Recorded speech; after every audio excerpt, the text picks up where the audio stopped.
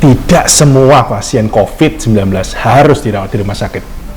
Hello, welcome to National Hospital YouTube channel. Dengan saya Dr. Yusak, come on. Mengapa orang dengan gejala COVID-19 harus diisolasi 14 hari? Karena rata-rata gejala pada pasien-pasien COVID-19 itu muncul dalam 14 hari pertama. Gejala-gejala tadi dalam bentuk demam, batuk, pilek, sakit tenggorokan, sesak nafas, itu bisa terjadi pada siapa saja dari kita.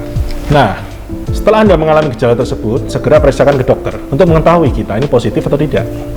Sambil menunggu hasil tes, kita akan melakukan isolasi diri di rumah sampai hasil tes itu keluar.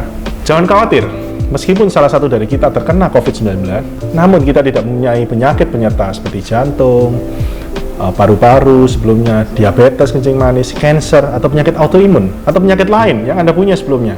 Jangan khawatir, kita bisa melakukan isolasi diri di rumah sambil dalam masa pengobatan. Bagi beberapa dari kita yang mempunyai penyakit penyerta atau usianya sudah lanjut, kita tetap harus minta advice dokter dan pastinya dengan standar dirawat di fasilitas kesehatan. Jadi kalau ada yang masih bingung isolasi mandiri itu apa? Itu adalah kita diam di rumah.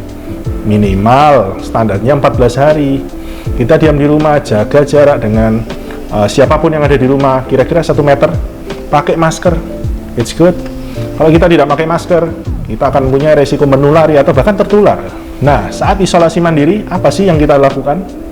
Nah, pastinya kita akan mungkin bosan, dok, kalau di rumah 14 hari ini, kita ngapain?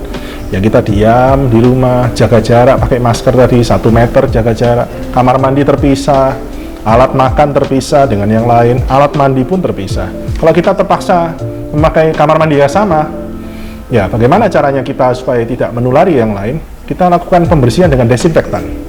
Desinfektan yang sudah ditentukan oleh penelitian dan lain-lain untuk mencegah penularan. Yang paling penting, terapkan perilaku hidup bersih dan sehat. Contoh, cuci tangan. Kita lebih bersih, menjaga kebersihan daripada sebelumnya.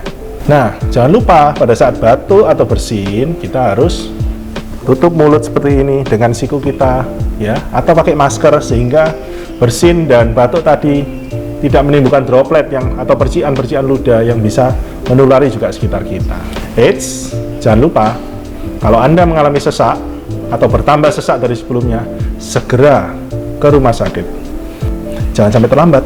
Nah, gimana sih kalau kita misalkan terpaksa harus keluar rumah? Jangan-jangan kita ini sudah kena loh. Nah, kalau memang kita terpaksa keluar rumah karena sesuatu hal yang tidak bisa kita tunda, hindari memakai fasilitas publik seperti transportasi publik.